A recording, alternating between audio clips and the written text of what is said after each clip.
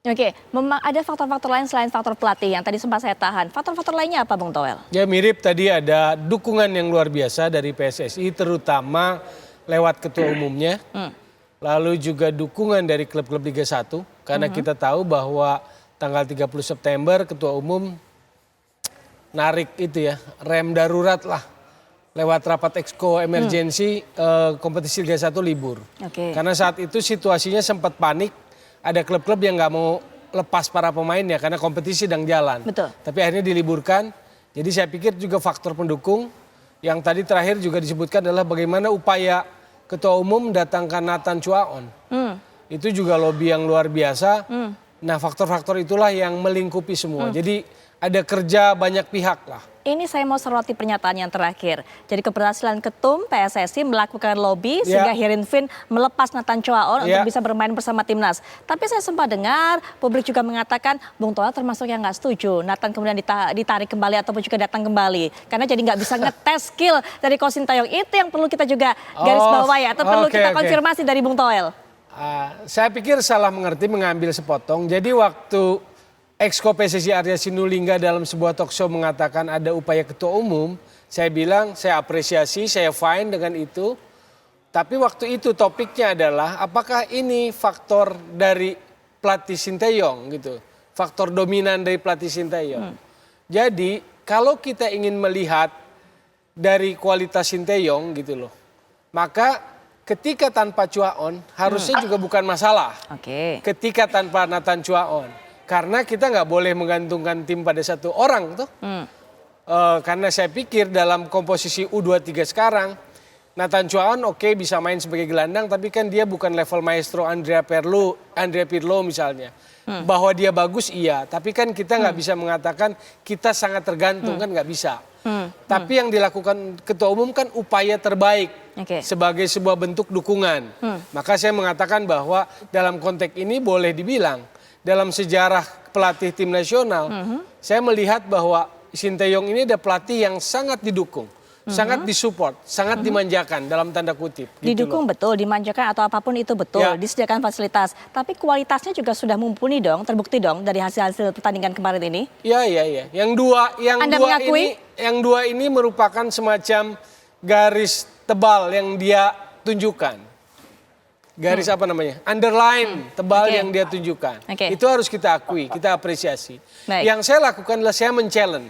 Seandainya katakan lobby itu tidak berhasil, bahwa upayanya fine. Upaya lobby itu fine, apresiasi.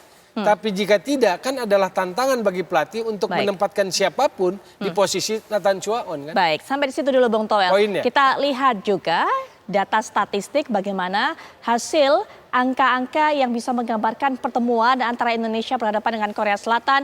Coach Justin juga mungkin bisa melihat di layar. Kita lihat baik itu dari segi tembakan ataupun juga jumlah tembakan mengarah gawang, kemudian juga penguasaan bola atau possession, kemudian kita lihat operan, akurasi operan. Kalau kita lihat jumlah perbandingan angka, 21 tembakan berbanding 8 tembakan, kemudian juga tepat sasaran, shot on goal-nya lebih tinggi Indonesia, kemudian possession ball-nya juga lebih tinggi Indonesia.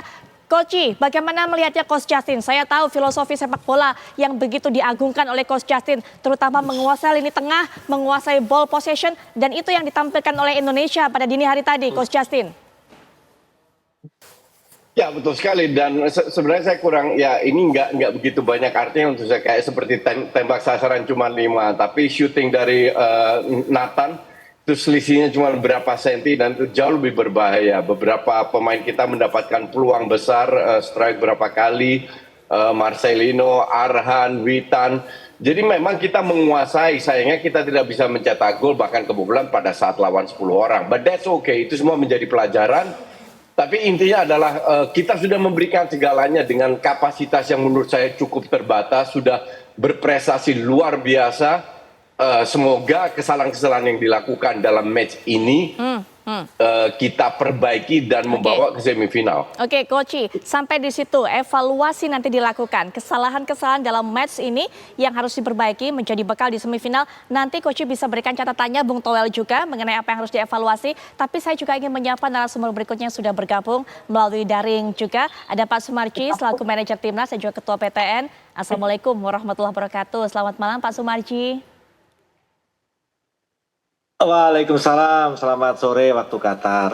Baik, terima kasih itu ada Bung Toel dan Coach Justin. Betul sekali, ada Bung Toel, ada Coach Justin di sini. Kami juga ingin menyampaikan euforia yang ada di Indonesia, begitu gembiranya, begitu bangganya atas perjuangan dari teman-teman semua di sana, para pemain, staf pelatih ataupun juga tim PSSI yang ada di sana. Begitu Pak Sumarji. Pak Sumarji yang saat ini berada di Qatar, mungkin bisa menceritakan bagaimana reaksi para pemain, apa yang dilakukan, dan apa mungkin yang disampaikan baik oleh Ketum PSSI ataupun juga Coach Sintayong kepada para pemain setelah mencetak satu keberhasilan ini. Silakan Pak Sumarji. Ya, baik. Yang pertama, saya patut berterima kasih ya. Berterima kasih secara keseluruhan. Semuanya ini adalah kerja keras dari secara keseluruhan, baik dari federasi, Pak Ketua Umum, yang sudah menyiapkan itu dengan baik ya di gelaran Piala Asia ini, termasuk juga teman-teman Exco, Pak Sekjen, semuanya yang sudah betul-betul mempersiapkan ini dengan baik ya. Karena kan tanpa dipersiapkan dengan baik tentu tidak akan bisa menghasilkan yang baik. Yang berikutnya adalah teman-teman dari Liga ini. Liga ini sangat luar biasa mensupport, mendukung, memberikan para pemainnya. Tentu juga saya berterima kasih. Nah, berkaitan dengan itu tentu yang tidak kalah penting adalah terima kasih kepada tim kepelatihan dan para anak-anak sendiri. Tim kepelatihan yang di bawah Sintayong ini saya tadi ngikuti apa yang disampaikan Bung Toel dan Coach Justin. Jadi kan kebetulan saya ini bersama-sama dengan Coach ini sudah lama ya, dari sejak awal datang sampai dengan saat sekarang ini saya selalu ada, dan di hampir boleh dikatakan setiap event-event saya selalu ada dan selalu mendampingi ya, baik itu ketika dihujat, baik itu ketika disanjung, nah itu saya selalu ada di situ. Sehingga kaitannya dengan apa yang saat sekarang ini prestasi yang didapat oleh Coach Sintayong ini adalah buah proses yang cukup panjang. Jadi tidak instan, dan saya sangat berterima kasih dengan adanya kritikan dari Bung Toel dan teman-teman yang lain selalu mengkritik dan sebagainya. Itu sesuatu yang mohon maaf nih di dalam tim kan itu juga harus gitu, dan itu selalu kita sampaikan. Contoh misalkan kalau Bung Toel ngomong apa gitu, ini sampaikan aja Bung Toel ini apa adanya, itu selalu kita tadi ngomong gini ya, itu bagian dari kita memperbaiki gitu. Kalau kita memang kurang ya kita perbaiki dari mana, dari sisi kurangnya di tim ini gitu. Dari tidak hanya di tim kepelatihan, di senior, kelompok usia, semuanya sama Bung Toel dan Coach Justin. Artinya plus minusnya itu selalu dari para pengamat itu juga selalu salah monitor, dan selalu saya buat diskusi kecil lah sama tim kepelatihan.